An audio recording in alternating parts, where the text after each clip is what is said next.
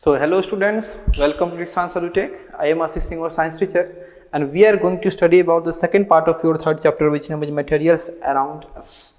Students, this is the second part. It means we already studied about the first part, and so many topics we covered or we studied in the first part. And this chapter is slightly related to our daily life, or slightly related to our home and our rooms, our bedrooms, our study rooms, because this chapter is related to the materials around us, the objects around us, and we all are surrounded by so many objects. We all are in between the so many objects. Students, we covered some topics in part 1 and I am going to tell about a short review about these topics कि हम लोग क्या क्या पढ़े हैं, part 1 में हम लोग क्या क्या जाने हैं, उस टॉपिक्स का एक शॉर्ट रिव्यू आपको हम देने जा रहे हैं। और देखिए, हमेशा जानते हो कि आपको हम जो भी पार्ट स्टार्ट करते हैं, जो भी नेक्स्ट पार्ट स्टार्ट करते हैं, उसको पढ़ाने से पहले आपको हम पिछले वाले पार्ट का एक शॉर्ट रिव्यू देते हैं। तो आइए एक शॉर्ट रिव्यू हम लोग देखते हैं पहले पार्ट 1 का, और उसके बाद हम लोग स्टार्ट करेंगे अपने पार्ट 2 को। ठीक है, तो देखते हैं कि हम पार्ट 1 में पहले हम लोग क्या क्या पढ़े हैं। आओ कि पार्ट 1 में हम लोग क्या क्या जाने हैं, उसके बाद हम लोग बात करेंगे पार्ट 2 के बारे में। तो पार्ट 1 में तो सबसे पहले हम लोग जाने थे कि आपके ऑब्जेक्ट्स आपके पास जो होते हैं, कौन कौन से आपके ऑब्जेक्ट्स हैं जो हमारे आसपास दिखते हैं। ठीक है, उसके बाद हम लोग जाने थे कि क्लासिफिकेशन क्या होता है, क्लासिफिकेशन जो है ये क्या होता है और उसके एडवांटेज क्या होते हैं। क्लासिफिकेशन क्या होता है और उसके एडवांटेज क्या होते हैं। फिर हम लोग बात किए थे अपने लिविंग और नॉन लिविंग थिंग्स के बारे में, लिविंग और नॉन लिविंग थिंग्स के बारे में। फिर हम लोग बात किए थे नेचुरल एंड मैनमेड थिंग्स के बारे में, नेचुरल एंड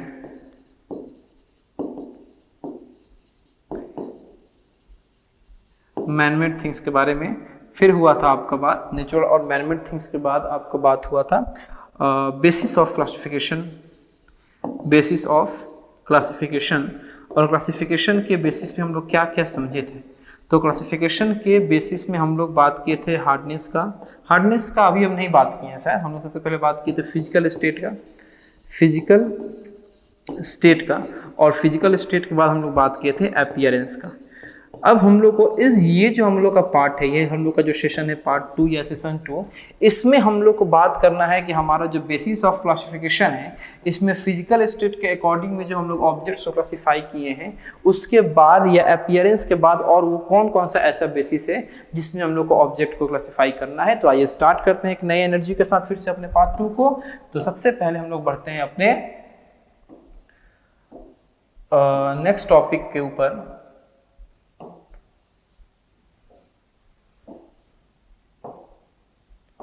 और आपको हम बताएंगे कि हमारा जो नेक्स्ट बेसिस रहेगा बांटने का, वो रहेगा hardness and softness. Basically hardness ही रहेगा, बेसिकली आपका हार्डनेस ही रहेगा। तो हार्डनेस के बेसिस पे हम लोग ऑब्जेक्ट्स को क्या करेंगे, क्लासीफाई करेंगे। ठीक है, तो देखिए, वैसे ऑब्जेक्ट जिसको हम क्या करते हैं, आसानी से कंप्रेस नहीं कर पाते हैं, वैसे ऑब्जेक्ट जिसको हम आसानी से दबा नहीं कर पाते हैं, वो बहुत टाइट होते हैं, बहुत हार्ड होते हैं, तो जो कंप्रेसिबल नेचर के नहीं होते। ठीक है, द ऑब्जेक्ट्स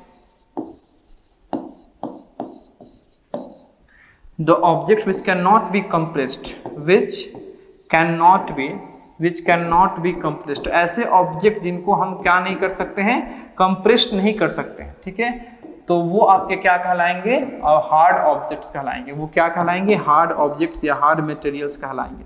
ठीक है, यानी कि वैसे ऑब्जेक्ट्स जिनको आप आसानी से कंप्रेस ना कर सको, दबा ना सको, उसके ऊपर प्रेशर ना लगा सको, उसको आप क्या बोलोगे, हार्ड ऑब्जेक्ट बोलोगे। जैसे मान लो कि एक ब्रिक है, ब्रिक ईट, ठीक है, आपके पास एक वुड है, वुड, आयरन है, आयरन लोहा। ठीक है, इस सबको क्या आप दबा दोगे, इसको कंप्रेस कर दोगे, नहीं ना कर पाओगे। तो ये क्या कहलाएंगे, हार्ड ऑब्जेक्ट्स कहलाएंगे। ये क्या कहलाएंगे, हार्ड मटेरियल्स कहलाएंगे। इनको आप दबा नहीं सकते हो, इनको आप कंप्रेस नहीं कर सकते हो। ठीक है, अब इसका उल्टा, ठीक है, दूसरा कि ऐसे objects, the objects which can be which can be compressed easily, ऐसे ऑब्जेक्ट जिनको हम क्या कर सकें, आसानी से कंप्रेस कर सकें, ऐसे ऑब्जेक्ट जिनको हम क्या कर सके, आसानी से कंप्रेस कर सके, आसानी से दबा सके, आसानी से उसके ऊपर प्रेशर लगा सके, उसके लेंथ को चेंज कर सके, उसको शॉर्ट कर सके, ठीक है, तो उसको हम लोग क्या बोलते हैं, सॉफ्ट मटेरियल्स बोलते हैं। तो उनको हम क्या बोलेंगे, सॉफ्ट मटेरियल्स बोलेंगे। ये क्या कहलाएंगे, सॉफ्ट मटेरियल कहेंगे। ऐसे मटेरियल्स जो आसानी से कंप्रेस हो जाए, आसानी से दबा दिए जाएं, उनको हम लोग क्या बोलेंगे, सॉफ्ट मटेरियल्स के नाम से जानेंगे। अब सॉफ्ट मटेरियल्स में कौन कौन से एग्जांपल आएंगे, जितने भी आपके एयर होंगे, जितने भी आपके गैसेज होंगे, बेसिकली जितने भी आपके गैसेज होंगे वो तो पहले सॉफ्ट होंगे, वो बहुत ही कंप्रेसिबल होते हैं, उनको आसानी से हम लोग दबा देते हैं। दूसरा, आप स्पॉन्ज ले लो, स्पॉन्ज आप सभी लोग जानते हो, स्पॉन्ज को आप आसानी से दबा सकते हो। फोम है, फोम को आप आसानी से दबा सकते हो, ठीक है। तो ये आपके हार्डनेस के बेसिस पे हम ऑब्जेक्ट को दो पार्ट में क्लासिफाई किए। पहला आपका क्लासिफिकेशन जो था वो था हार्ड सब्सटेंस या हार्ड मटेरियल्स, और दूसरा जो क्लासिफिकेशन था वो था सॉफ्ट मटेरियल्स, यानी जिस मटेरियल्स को आप क्या कर सको, आसानी से कंप्रेस कर सको, जिस मटेरियल्स को आप आसानी से कंप्रेस कर सको उस मटेरियल्स को हम लोग सॉफ्ट मटेरियल्स बोलेंगे। और जो मटेरियल्स आसानी से कंप्रेस ना हो सके, जो आसानी से दब ना सके, जिसको आसानी से हम कंप्रेस नहीं कर सकते हैं, उसको हम लोग क्या बोलेंगे, हार्ड मटेरियल्स के नाम से जानेंगे, ठीक है। तो अब हार्डनेस के बाद हम लोग सीधे बढ़ते हैं अपने सॉल्युबिलिटी के बेसिस पे कुछ सब्सटेंसेस को हम लोग जानेंगे कि सॉल्युबल सब्सटेंस कौन होते हैं और इनसॉल्युबल सब्सटेंस कौन होते हैं। उसके लिए हम लोग पहले एक एक्टिविटी करेंगे, ठीक है। एक्टिविटी के बारे में समझते हैं, जल्दी से आपको बताते हैं। Collect samples of some solid substances such as sugar, salt, chalk, powder, sand and sawdust, ठीक है। The 5 glasses or beakers, fill each one of them about 2/3 with water. Add a small amount, a spoonful sugar to the first glass, salt to the second glass, and a small amounts of the other substances into the other glass. Stir the content of each of them with a spoon. Wait for a few minutes. Observe what happens to the substances added to water. Note your observation. You will notice that some substances have completely disappeared or dissolved in water. We say that these substances are soluble in water. Other substances do not mix with water and do not disappear even after we stir for a long time. These substances are insoluble in water. आपको एक घर पे activity करना है। इस activity से आप इस तरह के बेसिस को आसानी से समझ सकते हो। आसान एक्टिविटी है ना, इसमें ज़्यादा कॉस्ट लगेगा, ना ही ज़्यादा इसमें आपको वो रिस्क वाली बात है। आसान एक्टिविटी है सब तरीके से। आपको क्या लेना है, 5 सब्सटेंस लेना है। आपको शुगर लेना है, सबसे पहला आपको शुगर लेना है। दूसरा सॉल्ट लेना है। तीसरा आपको चॉक पाउडर लेना है, चॉक पाउडर। चौथा आपको सैंड लेना है और पांचवा आपको सॉडस्ट लेना है, सॉडस्ट लेना है। अब इन पांचों के लिए आपको 5 बीकर लेने हैं या 5 ग्लास लेने हैं। पांचों ग्लास में आपको इक्वल अमाउंट में वाटर ले लेना है। पांचों ग्लास में आपको इक्वल अमाउंट में वाटर ले लेना है, ठीक है। उसके बाद इन पांचों सब्सटेंस में से एक एक चम्मच सारे ग्लास में डालना है और डालने के बाद उसको अच्छे तरीके से शेक करना, उसको अच्छे तरीके से स्टिर करना है, हिलाना है, मिलाना है, उसको मिक्स करना है। कुछ देर छोड़ देना है स्टिर करने के बाद। उसके बाद आपको ऑब्जर्व करना है, उसको नोटिस करना है पांचों ग्लास पे क्या हो रहा है। आप ये ऑब्जर्व करोगे कि कुछ सब्सटेंस जो पहले आपको डालने के वक्त दिख रहे थे ग्लास में, अब वो बिल्कुल नहीं दिख रहे हैं। इसलिए नहीं दिख रहे हैं कि वो सब्सटेंस पूरी तरीके से उस वाटर में क्या हो गए हैं, डिसॉल्व हो चुके हैं। आपके पूरी तरीके से उस वाटर के पार्टिकल्स के साथ मिक्स हो गए हैं। और कुछ सब्सटेंस जो पहले भी दिख रहे थे और अभी भी दिख रहे हैं। तो जो सब्सटेंस आपको अब नहीं दिख रहे हैं, जो सब्सटेंस पूरी तरीके से डिसॉल्व हो चुके हैं, जो सब्सटेंस वाटर के मॉलिक्यूल्स के साथ, वाटर के पार्टिकल्स के साथ पूरी तरीके से मिक्स हो चुके हैं, उस सब्सटेंस को हम लोग बोलेंगे सॉल्युबल सब्सटेंस। उस सब्सटेंस को हम लोग सॉल्युबल सब्सटेंस बोलेंगे। और जो मिक्स नहीं हुए हैं उनको हम लोग इनसॉल्युबल सब्सटेंस बोलेंगे, ठीक है। तो शुगर क्या हो जाएगा, आप बताओ, शुगर मिक्स होगा कि नहीं होगा, सर हो जाएगा। तो शुगर क्या होगा, सॉल्युबल सब्सटेंस। सॉल्ट क्या होगा, soluble substance. Chalk powder insoluble, sand insoluble, sawdust insoluble. तो ये सब जो हैं ये आपके क्या होते हैं, सॉल्युबल और इनसॉल्युबल। तो जो सब्सटेंस वाटर या किसी लिक्विड में पूरी तरीके से डिसॉल्व हो जाए, मिक्स हो जाए, उसके पार्टिकल्स ना दिखें, सिर्फ आपकी उस वाटर के सॉल्यूशन का आपका क्या दिखे, हमको अपीयरेंस दिखे, उस तरह के पार्टिकल्स को हम लोग सॉल्युबल सब्सटेंस बोलते हैं। और जो सब्सटेंस डिसॉल्व ना हो, जाके नीचे जाके उसके बेस में बैठ जाए, डिपॉजिट हो जाए या ऊपर फ्लोट करे, मतलब या तो फ्लोट करे या तो नीचे बैठ जाए, जाकर डिपॉजिट हो जाए, लेकिन मिक्स ना हो, तो उस तरह के सब्सटेंस को हम लोग क्या बोलेंगे, इनसॉल्युबल सब्सटेंस बोलेंगे। क्या बोलेंगे, इनसॉल्युबल सब्सटेंस बोलेंगे। अब देखिए, नेक्स्ट है कि अगर आपका इनसॉल्युबल सब्सटेंस अगर मिक्स नहीं होगा तो क्या होगा, तो या तो वो फ्लोट करेगा और या तो वो डूब जाएगा। तो उसके लिए भी हमको क्या करना है, एक एक्टिविटी फिर से देखना है, ठीक है। While doing activity, you might have noticed that insoluble solids separated out from the water. You may have also noticed that with some liquid in A, so of these materials that do not mix with water floated to the surface of water, other may have sunk to the bottom of the tumbler. We'll notice many examples of objects that float in water or sink. Dried leaves fallen on the surface of a pond, a stone that you threw on this pond, few drops of honey that you left fall into a glass of water. What happens to all of this? कहने का मतलब कि बहुत सारे ऐसे substance होते हैं जो अगर वाटर में डिसॉल्व नहीं होते हैं, तो वाटर में डिसॉल्व नहीं होने के कारण वो या तो डूब जाते हैं या तो आपके क्या करते हैं, फ्लोट करते हैं, या तो डूब जाते हैं या तो फ्लोट करते हैं, ठीक है। तो उसी में आपको कहा गया है कुछ ऐसे, मान लीजिए ड्राइड लीव्स, सूखे पत्ते हैं, ड्राइड लीव्स है। ये ड्राइड लीव्स जब तालाब की ऊपरी सतह पे पड़ता है, पॉन्ड की ऊपरी सतह पे पड़ता है तो उस पे तैरता है, लेकिन वहीं पे कोई बच्चा अगर जाके पत्थर मारता है, कोई स्टोन फेंकता है, तो वो स्टोन उस तालाब में डूब जाता है। तो वो जो पत्ता जो है, वो ड्राइड लीव्स जो है, वो आपका जो पॉलीथीन है या कोई प्लास्टिक है, तो वो उस पर तैर क्यों रहा है, उस पानी के ऊपर फ्लोट क्यों कर रहा है। और वो जो स्टोन हम एक बच्चा मारा या आपने मारा, वो स्टोन डूब क्यों गया, सिंक कैसे कर गया, इसके बारे में हमको जानना है, इसके कंसेप्ट के बारे में हमको समझना है कि कोई डूब जा रहा है, कोई तैर जा रहा है, तो जो तैर रहा है वो क्यों तैर रहा है और जो डूब रहा है वो क्यों डूब रहा है। चलिए अब इसके बारे में हमको, इसलिए अभी आपको हम ये नहीं बता रहे हैं क्योंकि यहाँ पे आपको हम दिखा देते हैं, इसको हम लोग लास्ट में क्या करेंगे, पढ़ेंगे, ठीक है। यहाँ पे आपको हम दिखाते हैं, देखो यहाँ पे आपको कंसेप्ट बताएंगे कि क्यों कोई डूबता है और कोई तैर जाता है। तो बस 2 स्लाइड और वेट कर लो, 2 स्लाइड के बाद हमको यही पढ़ना है, ठीक है, कि कौन डूबता है कौन नहीं डूबता है, ठीक है। अभी यहाँ पे आपको हम एक नया कंसेप्ट बताने जा रहे हैं, ठीक है, कि अगर आपके पास 2 ऐसे लिक्विड हो, एक लिक्विड ए है और एक लिक्विड बी है, ठीक है।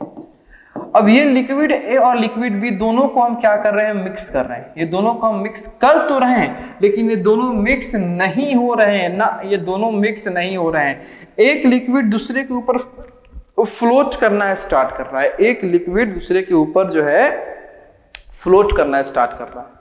तो अब देखिए, अगर आपके पास 2 लिक्विड हो, ये आपका L1 लिक्विड हो, ये आपका L2 लिक्विड हो, इन दोनों को हम मिक्स करा रहे हो, दोनों को मिला रहे हो, तो हो सकता है कि ये दोनों एक दूसरे में क्या हो जाएंगे, डिसॉल्व हो जाए। हो सकता है कि ये दोनों एक दूसरे में डिसॉल्व हो जाए, और हो सकता है कि ये डिसॉल्व नहीं हो, ये आपका डिसॉल्व नहीं हो। तो अगर जो लिक्विड्स एक दूसरे में डिसॉल्व हो जाते हैं, जो लिक्विड एक दूसरे में डिसॉल्व हो जाते हैं, एक दूसरे में मिक्स हो जाते हैं, उनको हम लोग बोलते हैं मिक्सिबल लिक्विड्स। क्या बोलते हैं, मिक्सिबल लिक्विड्स। मिक्सिबल लिक्विड्स आपके वो लिक्विड होते हैं जो एक दूसरे में डिसॉल्व हो जाए, एक दूसरे में मिक्स्ड हो जाए, उसको हम लोग बोलेंगे मिक्सिबल लिक्विड्स। जैसे मान लीजिए कि आपके पास वाटर है, मान लीजिए आपके पास वाटर है और आपके पास अल्कोहल है।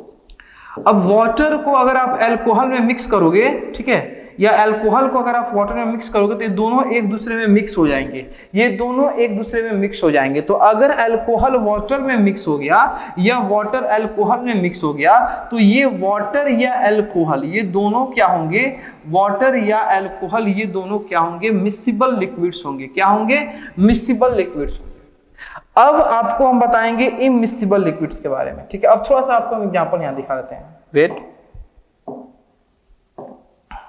जैसे देखिए, ये आपके पास एक बीकर है, ये पहला बीकर है और ये आपका दूसरा बीकर है, ये पहला बीकर, ये दूसरा बीकर। ये फर्स्ट बीकर इस प्रकार से है कि इसमें भी 2 लिक्विड है। आपको हम अगर अच्छे से दिखाएं तो इसमें भी 2 लिक्विड है। यहाँ इसके ऊपर लिक्विड ए है और ये जो है लिक्विड बी है, ठीक है। तो अब की बार ये जो लिक्विड ए है, ये इस लिक्विड बी के कांटेक्ट में तो है, लेकिन लिक्विड बी में डिसॉल्व नहीं है, लिक्विड बी में मिक्स नहीं है। लिक्विड बी के ऊपर क्या कर रहा है, फ्लोट कर रहा है। लिक्विड ए लिक्विड बी के ऊपर फ्लोट कर रहा है। तो अगर लिक्विड ए डिसॉल्व नहीं हो रहा है, मिक्स नहीं हो रहा है, तो ये आपका क्या होगा, इमिक्सिबल लिक्विड होगा। ये आपका क्या होगा, इमिक्सिबल लिक्विड होगा। ये आपका इमिक्सिबल लिक्विड होगा। और अगर यहाँ पे लिक्विड ए भी है और लिक्विड बी भी है, जितने भी आपको पर्पल कलर या बैगनी कलर में एक आपको मॉलिक्यूल्स दिख रहे हैं ये सब लिक्विड बी के हैं, और जितने भी आपको ग्रीन कलर्स के मॉलिक्यूल्स दिख रहे हैं ये सब लिक्विड ए के हैं। लिक्विड ए जो है वो लिक्विड बी से पूरी तरीके से मिक्स हो गया है, एक दूसरे में ये डिजोल्व हो गए हैं, तो ये क्या कहलाएंगे? मिक्सिबल लिक्विड्स कहलाएंगे। ये क्या कहलाएंगे? मिक्सिबल लिक्विड्स कहलाएंगे। ठीक है,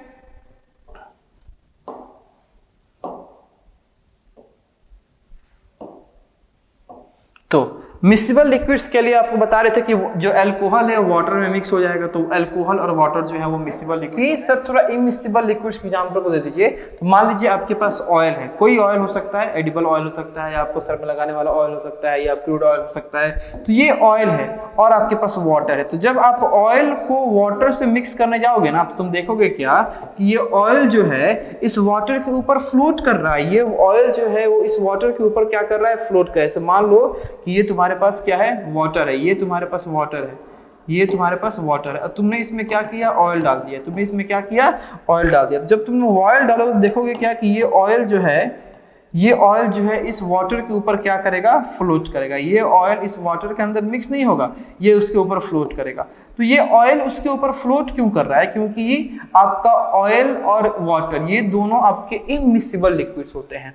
तो यहां से आपको समझ में आया कि चलिए सर, सॉलिड और लिक्विड के रिलेशन में हमने दो चीज देखा कि या तो वो सॉल्युबल होगा या तो इनसॉल्युबल होगा। सॉलिड अगर आपका लिक्विड में मिक्स हो रहा है, डिसॉल्व हो रहा है, तो उसको सॉल्युबल सॉलिड या सॉल्युबल सब्सटेंस बोलते, या सॉलिड अगर लिक्विड में डिसॉल्व नहीं हो रहा है तो उसको इनसॉल्युबल सब्सटेंस बोलेंगे। लेकिन यहाँ पे आपका क्या है कि दो ही लिक्विड होगा, ये लिक्विड ए और लिक्विड बी। तो अगर लिक्विड ए और लिक्विड बी ये दोनों मिक्स हो रहे हैं, अगर ये दोनों मिक्स हो रहे हैं तो इसको आप लोग क्या बोलोगे? मिक्सिबल लिक्विड्स बोलोगे, मिक्सिबल लिक्विड्स।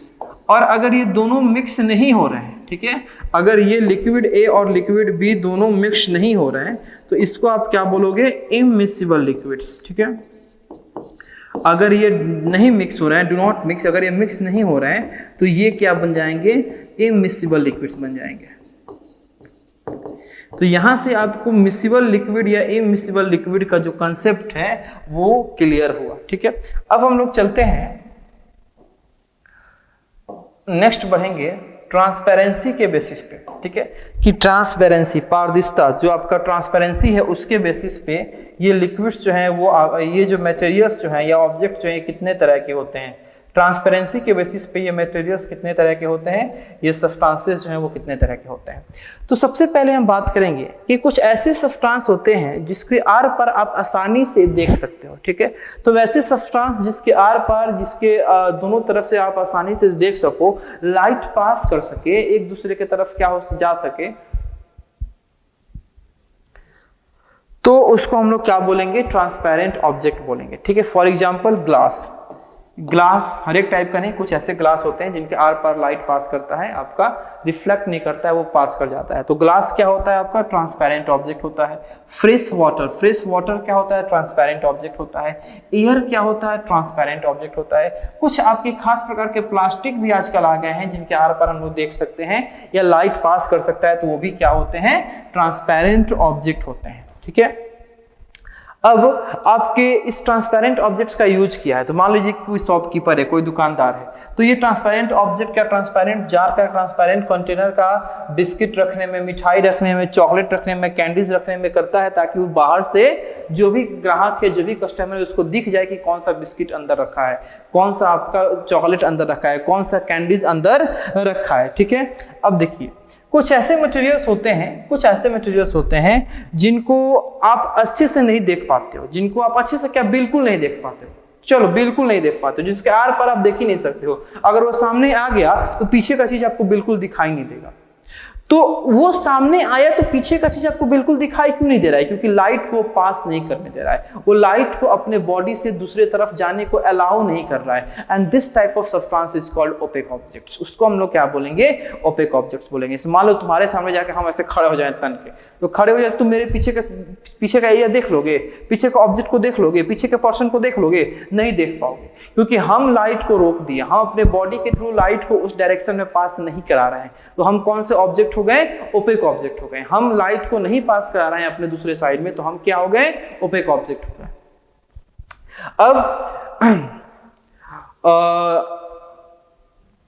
अगर जैसे कि मान लीजिए दरवाजा बंद है, अगर आपका खिड़की बंद है, तो खिड़की बंद है तो बंद खिड़की से, सिर्फ खिड़की से आप ये देख नहीं सकते हो कि बाहर क्या हो रहा है, क्योंकि खिड़की ना ट्रांसपेरेंट है। खिड़की में जो लगा हुआ उसका विंडो है वो तो ट्रांसपेरेंट नहीं ना है, जो लकड़ी का दरवाजा है वो तो ट्रांसपेरेंट नहीं ना है, वो ओपेक है। वो लाइट को क्या कर रहा है, रोक दे रहा है, लाइट को दूसरी तरफ पास नहीं होने दे रहा है अगर वो बंद है तो। कार्डबोर्ड का जैसे कार्टून होता है, ये आपका ये ओपेक होता है, ठीक है। लकड़ी जो होता है वो ओपेक होता है, मेटल्स ओपेक होते हैं, ये सब क्या होते हैं, ओपेक मटेरियल्स होते हैं। अब देखिए, कुछ ऐसे भी सब्सटेंस होते हैं जिनको आप क्लियर देख तो सकते हो, जिनके आर पार तो आप देख सकते हो, लेकिन क्लियरली नहीं देख पाते हो, आधा अधूरा देख पाते हो, साफ सुथरे तरीके से नहीं देख पाते हो। जैसे मान लीजिए कि मडी वाटर है, तो मडी वाटर से हम लोग आधा अधूरा देख पाते हैं। पेपर, आपका पन्नी जो होता है, पेपर जो होता है, उससे हम लोग क्या करते हैं, आधा अधूरा देख पाते हैं, ठीक है। जो आपका बटर पेपर होता है, उससे हम लोग आधा अधूरा देख पाते हैं। तो ये सब क्या होते हैं, कुछ ऐसे सब्सटेंस होते हैं जो टोटली लाइट को तो अलाउ नहीं करते हैं, आधा अधूरा लाइट को, पार्शियल लाइट को, ठीक है, कम लाइट को अलाउ करते हैं, बहुत कम दिखता है उनके आर पार, ठीक है, लेकिन ओपेक ऑब्जेक्ट से ज्यादा दिखता है। तो उस तरह के ऑब्जेक्ट को हम लोग क्या बोलेंगे, ट्रांसपेरेंट, ये ट्रांसलूसेंट ऑब्जेक्ट बोलेंगे। तो ये जो आपका ट्रांसपेरेंसी के बेसिस पे जो क्लासिफिकेशन हुआ, तो ट्रांसपेरेंसी के बेसिस पे हम लोग ऑब्जेक्ट्स को 3 पार्ट में, सबसे पहला था ट्रांसपेरेंट ऑब्जेक्ट, जिसमें बिल्कुल आर पार दिखाई दे रहा था, आपके लाइट आर पार जा रहे थे, वो ऑब्जेक्ट अलाउ कर रहा था लाइट को एक साइड से दूसरे साइड में जाने के लिए।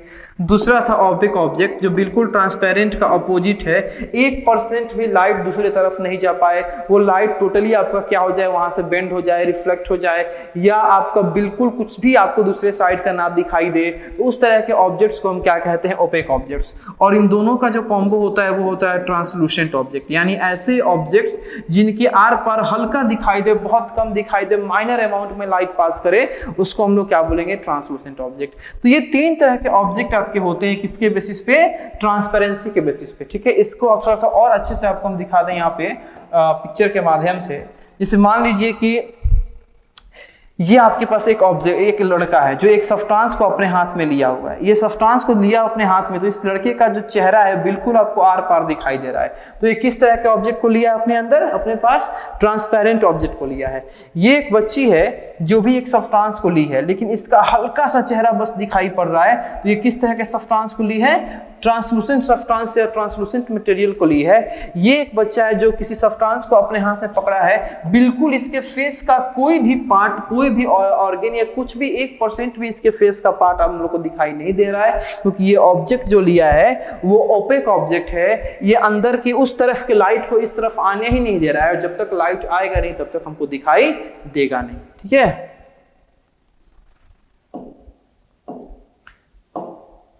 चलिए अब हम लोग आते हैं अपने लास्ट टॉपिक पे, जो कि आपको बताए थे कि कुछ देर रुकिए, उसके बाद आपको बताते हैं कि डेंसिटी का पहले मतलब क्या होता है ये समझो।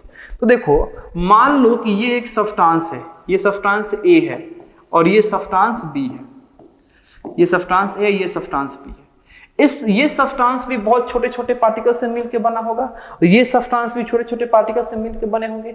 तो फर्क यहाँ पे आता है कि वो पार्टिकल्स कितने करीब हैं और वो पार्टिकल्स कितने दूर हैं।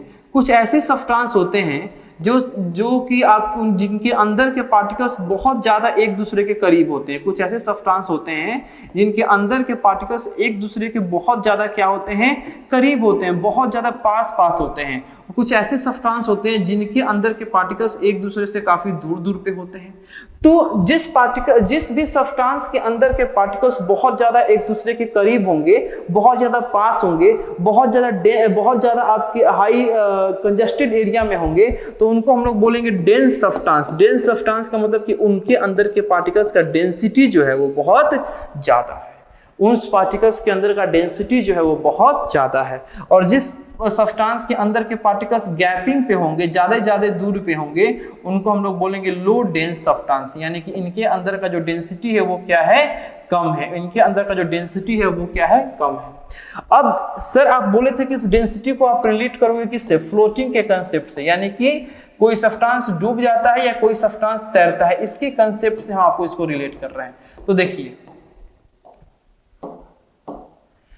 तो जिस सब्सटेंस का डेंसिटी कैसा हो, हाई हो, सब्सटेंस का डेंसिटी अगर कैसा होता है, हाई होता है, तो हाई डेंसिटी के सब्सटेंस जो होते हैं किसके कंपेयर में, तो वाटर के कंपेयर में। अगर किसी डेंसिटी का सब्सटेंस अगर वाटर से क्या होता है, डेंसिटी ऑफ वाटर के डेंसिटी से ऑफ वाटर से कैसा हो, हाई, ठीक है।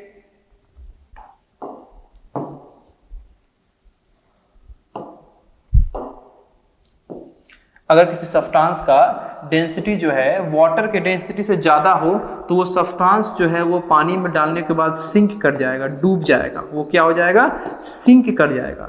अगर किसी सब्सटेंस का डेंसिटी लो है, किसी सब्सटेंस का डेंसिटी जो हो वो लो हो, कम हो, ठीक है, किससे कम हो, डेंसिटी ऑफ वाटर से कम हो, वाटर के डेंसिटी से कम हो, तो अब वो सब्सटेंस जो होगा वो आपका तैर जाएगा, वो डूबेगा नहीं, वो आपका फ्लोट कर जाएगा, ठीक है। जैसे देखिए कि यहाँ पे आपको दो सब्सटेंस है, ये भी वाटर है, यहाँ भी वाटर है। यहाँ पे वाटर पे हम लोग क्या डाले हैं, एक कॉइन डाले हैं, ये क्या है, एक कॉइन है। जब हम लोग वाटर के अंदर ये कॉइन डालें, ये सिक्का डाले हैं, तो डालते डालते ये कॉइन सीधे सिंक कर गया, डूब गया, सीधे जाके यहाँ पे चला गया। तो ये सिक्का जो है, ये कॉइन जो है वाटर के अंदर डालते ही डूब गया, और यहाँ पे एक लकड़ी का टुकड़ा है, एक लकड़ी का टुकड़ा है जो बिल्कुल आप इतना ज्यादा वाटर होने के बावजूद भी बस आपका फ्लोट कर रहा है, ये डूब नहीं रहा है, ये क्या कर रहा है, फ्लोट कर रहा है। तो अभी आपका वही जो बताएं, ये आपका जो कॉइन है, इस कॉइन का डेंसिटी जो है, यहाँ पे जो डेंसिटी ऑफ कॉइन है, ये कॉइन का डेंसिटी जो है ये ज्यादा है, ये ज्यादा है, किससे ज्यादा है, ये आपका ज्यादा है किसके डेंसिटी से, वाटर के डेंसिटी से। वाटर के डेंसिटी से कॉइन का डेंसिटी जो है ये ज्यादा है।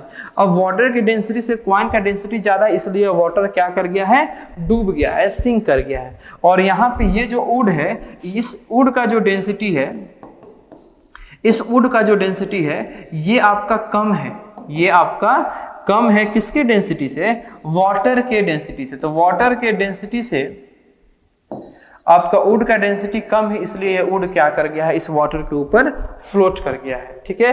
अब मन में आपका सवाल आ रहा होगा कि सर अगर आपका डेंसिटी ज्यादा है तो डूब जाएगा, डेंसिटी कम है तो फ्लोट कर जाएगा। अगर किसी सब्सटेंस का डेंसिटी जो है ये वाटर के डेंसिटी से क्या हो जाए, इक्वल हो जाए,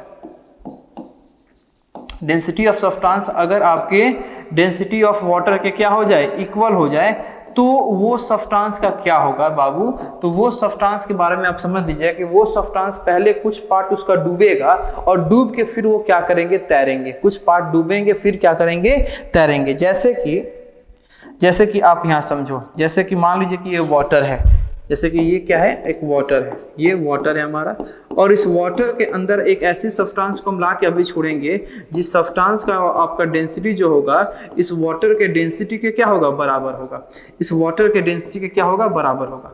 तो उस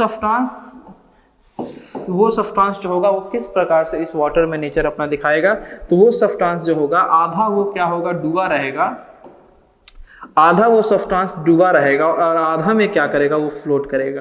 देखिए आधा इस सब्सटेंस का क्या है, डूबा है पार्ट, आधा पार्ट इस सब्सटेंस का क्या है, देखिए यहाँ से सब्सटेंस ये पूरा डूबा हुआ है और इसके ऊपर का सब्सटेंस ये क्या कर रहा है, आगे की तरफ फ्लोट कर रहा है, आगे की तरफ फ्लोट कर रहा है। तो क्यों, क्योंकि ये सब्सटेंस का नाम अगर ए है और ये आपका W वाटर है, तो जो डेंसिटी है ए का, जो आपका डेंसिटी है किसका, ए का, ये आपका इक्वल है किसके डेंसिटी से, इस आपके वाटर के डेंसिटी से। इस वाटर के डेंसिटी से ए का डेंसिटी जो है, ए सब्सटेंस का डेंसिटी जो है वो आपका दोनों का डेंसिटी जो है इक्वल है, ठीक है। तो ये जो डेंसिटी का कंसेप्ट था, इस कंसेप्ट से आपने समझा कि कैसे हमारे फ्लोटिंग का, सिंक का कंसेप्ट जो होता है वो रिलेट करता है, ठीक है बाबू। तो यहाँ पे आके आप लोग का ये पार्ट 2 जो है, ये पार्ट 2 जो था ये खत्म हुआ और हम इस चैप्टर के अंदर के जो भी एक्सप्लेनेशन है इसको आप तक पहुंचाने का प्रयास किए। आई होप कि आपको समझ में आया होगा, अच्छे तरीके से आपने इसको पढ़ा। और फिर से बता देते हैं कि पार्ट एक शॉर्ट रिव्यू दे देते हैं कि पार्ट 2 में हम लोग क्या क्या पढ़ें। तो पार्ट 2 में सबसे पहले हम लोग पढ़े थे कि हार्डनेस के बेसिस पे ऑब्जेक्ट्स को हम कितने पार्ट में क्लासीफाई करते हैं। तो पहला होता है हार्ड सब्सटेंस और दूसरा होता है सॉफ्ट सब्सटेंस या सॉफ्ट मटेरियल। दूसरा था सॉल्युबिलिटी के बेसिस पे, तो सॉल्युबिलिटी के बेसिस पे हम लोग ऑब्जेक्ट को सॉल्युबल सब्सटेंस और इनसॉल्युबल सब्सटेंस में क्लासिफाई करते हैं। तीसरा है सॉल्युबिलिटी ऑफ